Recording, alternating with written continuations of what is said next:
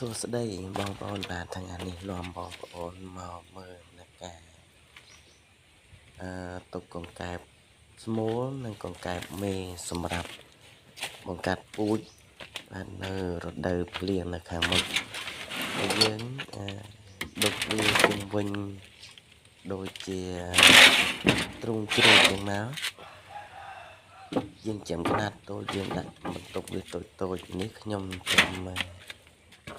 ហែលជា100បាល់នេះកង្កែបស្មូលខ្ញុំដាក់មកត្រង់ទេប្រហែលជា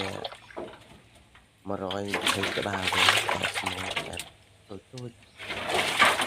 ហើយកង្កែបមេខ្ញុំដាក់ពីត្រង់នៅខាងនេះអាហ្នឹងយើងគ្រាន់តែរៀនចិញ្ចឹមទេបងប្អូនហើយគ្រាន់តែបើកខ្នាតធំនេះគឺកង្កែបមេមកត្រង់ជាង70ក្បាលហើយខ្ញុំដាក់ពីត្រង់មកត្រង់នេះហើយមកត្រង់នេះទៀតហើយយើងក្រមចឹងប្រហែលជាមួយខែដល់មួយខែកន្លះយើងអាចយកទៅបញ្ញាស់បានពេលដែលមេត្រជាក់មេចិត្តភ្លៀងបងប្អូនអាចយកទៅបញ្ញាស់បាន